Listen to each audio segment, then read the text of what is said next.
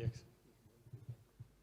Ilyen játékos kvíz meg az ebéd előtt meglehetősen nehéz lesz első bálozóként, ráadásul beleférni ebbe a rendelkezésre álló 15 percbe, de igyekszem.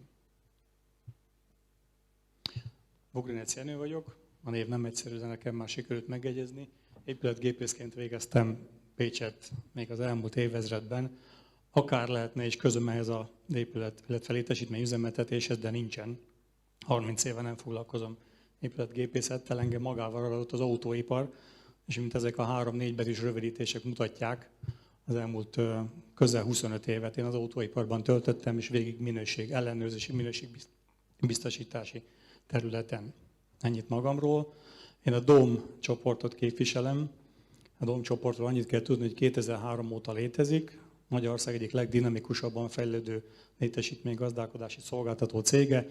Országos szolgáltatási területtel rendelkezünk, kizárólag magyar vállalkozás vagyunk, komplex szolgáltatást tudunk nyújtani, tehát a műszaki TFM szolgáltatástól kezdve, ugye a karbantartás, javítás, az IFM szolgáltatáson keresztül, egészen az energiakereskedelmig, vagy éppen a robotikáig nagyon sok mindennel tudunk foglalkozni.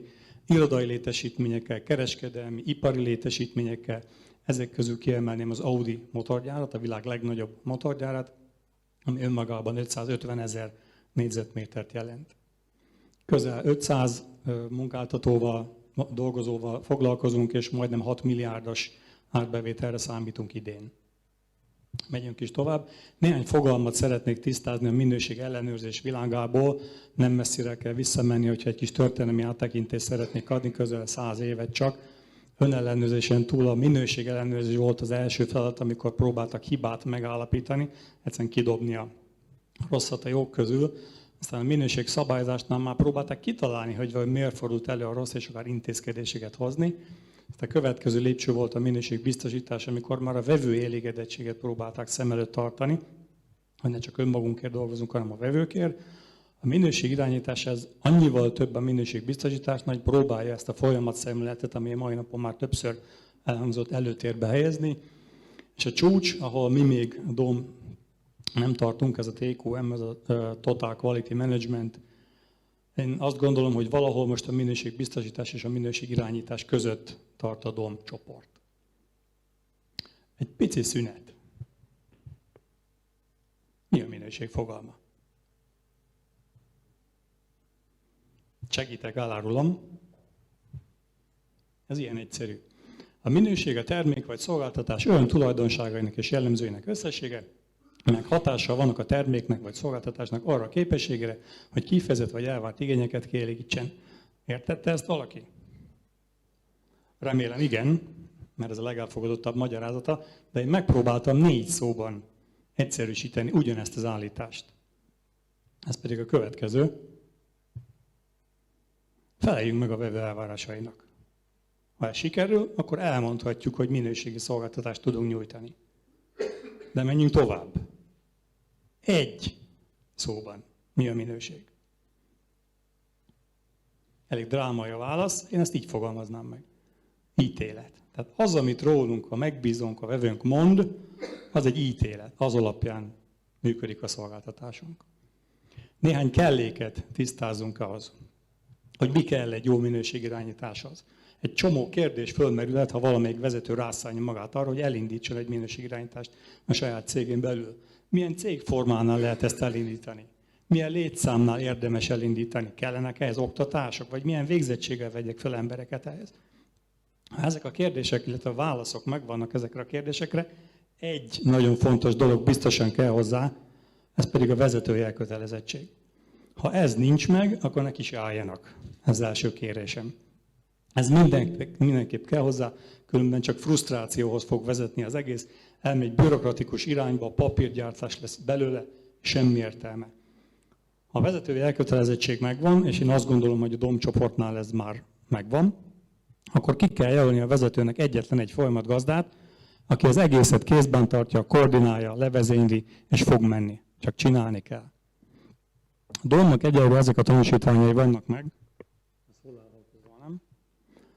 2008 óta van meg az első tanúsítványa, ez a MIR, vagyis minőségirányítási rendszer, a szokványos 9001-es tanúsítása a cégnek, Én azt gondolom, hogy itt még nem vette komolyan a cégcsoport ezt a tanúsítványt, ez csak arra kellett, hogy megbízásokat el lehessen érni, vagy meg el lehessen nyerni.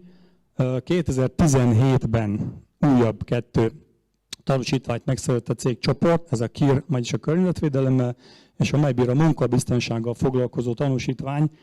Itt kezdte el azt gondolni, hogy vezetőség, hogy érdemes lenne egy kicsit komolyabban foglalkozni a minőségbiztosítással, minőségirányítással. Én ebben dolgozom most. Mi kell hozzá? Néhány kelléket felsorolok. Először is egy dokumentációs rendszer, amely az alábbi piramis szerint épül fel. Van egy gyönyörűséges kézikönyvünk, ez tartalmazza a stratégiánkat, a koncepciónkat, a minőségpolitikánkat, ami egyébként ki van rakva minden telephelyünkön a falra, tehát kommunikálva van a dolgozók fele. Eljárásokkal foglalkozunk, amik a fő folyamatainkat írják le. A munkautasítások, a tevékenységeinket, hogy kinek, mit, mikor, hogyan kell végeznie, és mindezt a legalsó szinten, a formámutatványok szintén, a feljegyzések szintén dokumentáljuk. Kell hozzá egy egységes sorszámozási rendszer. Enélkül nagyon nehéz lesz egy dokumentációs rendszert fölépíteni. Itt egy példát mutatok be, hogy a miénk hogy van fölépítve, ez teljesen szabadon választ, hogy semmi nem írja el, hogy ennek hogy kell felépülnie. Egy fontos dolog van ebben, egységes legyen. Aztán mi kellhet hozzá még? Ha megvan az irányítási kézikönyv, úgynevezett követelménylapokat határoztunk meg, ami azt mondja meg, hogy hogy kell kinéznie tartalmilag és formailag mondjuk egy utasításnak, vagy éppen eljárásnak. Kell hozzá egy mesterlista, amit nem győzök a kollégáknak eleget hangsúlyozni, hogy használják, mert ez a mi könyvtárunk. Innen minden elérhető. Ez egy Excel táblázat, az összes utasítás, eljárás, formanyomtatvány egy helyről központilag elérhető. Ez minden dolgozónak kint van a számítógépén. Ebben a mesterlistában megvan a sorszáma, a megnevezése a dokumentumnak, hányadik revíziónál tartunk, mikor adtuk ki, stb. Linkekön keresztül a folyamat ábrák is elérhetők innen. Van egy folyamattérképünk, ugyanis mi minden utasítás és eljáráshoz egy vízió alapú, ez egy Microsoft alkalmazás, folyamat ábrát készítünk, és ezeket a folyamatábrákat pici téglalapként ábrázolva fölszórjuk egy folyamat térképre, ahol gyakorlatilag ilyen-olyan csoportosításokban, hogy mondjuk főfolyamat, támogató folyamat, értékteremtő folyamat, egy akvizíció során akár tovább tudjuk adni az utasításokat új cégeknek. Tudjuk, hogy ezt hogy kell csinálni ezen a telephelyen, ugyanúgy kell egy másik telephelyen is készíteni. Ezen a folyamattérképen jelenleg 300-nál több utasításunk szerepel. És mivel azért problémák nálunk is vannak, létezik egy központi intézkedés listánk, bármi probléma van a cégen belül, lehet az külső auditból eredő probléma, lehet belső audit, lehet baleset, lehet vezetői beárás, teljesen mindegy, egy helyre csatornáztunk be minket az intézkedés listába, határidőkkel, felelősökkel. Az ellenőrzési rendszerünkben vannak kötelező elemek, illetve opcionális elemek. Itt a felesek nem a pálinkákra utalnak, első feles auditnak nevezik azt, amit mi magunk hajtunk végre a saját cégcsoportunkon belül. A második feles az, amikor a megbízónk, mondjuk az Audi, vagy éppen a Coca-Cola jön hozzánk körülnézni néhány napon keresztül.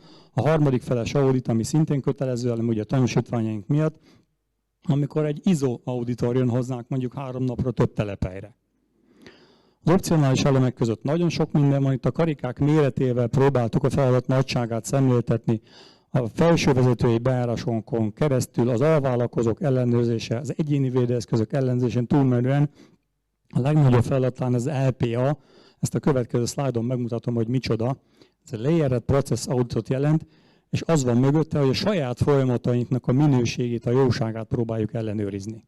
Ez pedig így működik. Kell hozzá egy utasítás természetesen, ami leírja, hogy kell az LPA-t csinálni. Kellenek hozzá auditorok, 4 szinten határoztunk meg különböző auditorokat, semmiféle különös képzettség nem kell hozzá egyébként. Aztán kellett hozzá egy kérdéslista, lehetőleg szintenként, ami mindig ugyanazt a 10-15 kérdést tartalmazza minden auditor számára.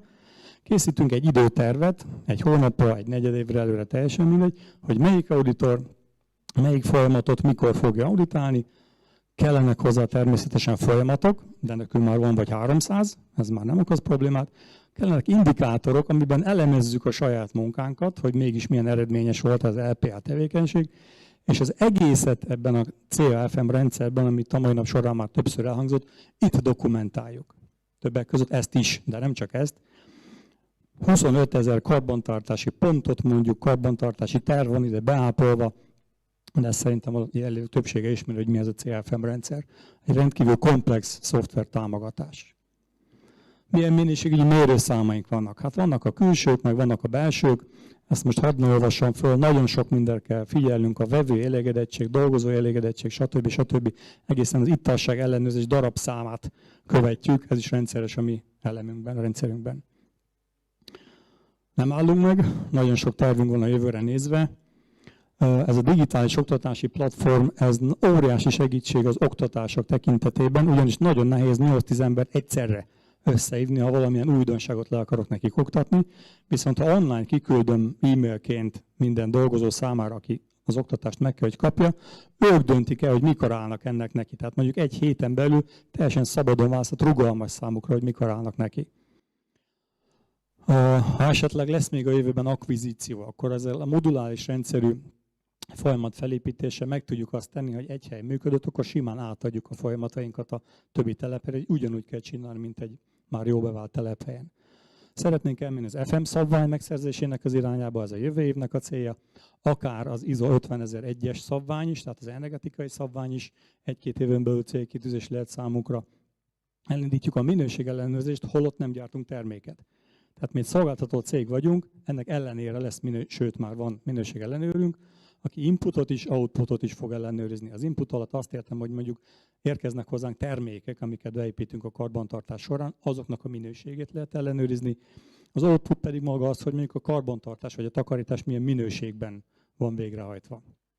Ez magával fogja hozni a kólétszámnak az emelését. A Leanről pedig a következő szlájdon mondok egyetlen, illetve néhány gondolatot, nem sokat, mert erről nagyon sokat lehetne beszélni. A Lean az egy japán csoda, van egy emberöltőnyi előnyük a japánoknak velünk szemben. Így néz ki a Lean térkép. Ez egy óriási menü, több mint 100 elemet tartalmaz, egyfajta szemlélet, ami 2 dologra épül. Az egyik az, hogy a dolgozóinkat minden esetben tartsuk tiszteletben, vonjuk be, hagyatkozzuk a gondolataikra, hiszen ebből él a cég. A másik pedig, hogy nézzük meg, hogy milyen veszteségek lehetnek egy cég életében, és ezeket dobjuk ki. Minden veszteség, ami nem termel pénzt. Nem lehet minden veszteséget megszüntetni, de törekedni kell rá. Ez a Leannek a fő célkitűzése. Ebből egyetlen egy kockát ragadtam ki, és ezt a következő szlájdon fogom megmutatni, csak érdekességként, hogy mi ez az 5S. Ez is egy japán módszer, ez a rendrakásnak és a rendtartásnak a művészete. Ez is egyfajta szemlélet, ami a japán szavak kezdőbetűiből állt össze 5S-é. Először válogassuk ki, hogy mire van szükségünk. Amire nincs, azt dobjuk ki. A következő, hogy ami megmaradt, azt foglaljuk valamilyen rendszerbe. Mindennek legyen egy fix helye. Mindenki megtalálja ugyanazon az egy helyen. A harmadik az, hogy a környezetet is, meg az eszközeinket és a berendezéseinket tartsuk tisztán. A harmadik az, hogy ezt standardizáljuk. Írjuk le, hogy idáig hogy jutottunk el, és hogy kell ezt a jövőben is csinálni. És a negyedik pedig, illetve az utolsó pedig, hogy ezt szívből kell csinálni. A cégnek a minden szintjén, a minden dolgozó értse, hogy ez miről szól, és azt szerint cselekedjen. Köszönöm szépen, sietnem kell. Nagyon sok előnyt hoz magával a cég, legalább 10% hatásosság növekedést el lehet ezzel érni. A dolgozónak is sok előnye van, és ezen túlmenően természetesen a cég is számtalan előnnyel rendelkezik. Az 5S, és csak 1 a 100-ból a Lean kézikönyvből, amit kiemeltem, az 5S. 2 dolgot én az alján vastagon kiemeltem, amit fontosnak tartottam. De megyünk tovább.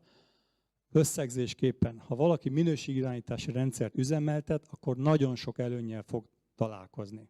Itt is 2 dolgot kiemeltem az alján. A vevőközpontú szemléletet el fogja sajátítani, hiszen egészet ezért csináljuk, hogy a vevő elégedett legyen, minőséget tudjunk számára kínálni. És még egy összefoglaló szlájd, az utolsó előtti szlájdom, hogy miért érdemes ezt pénzügyileg csinálni, a minőségirányítással foglalkozni.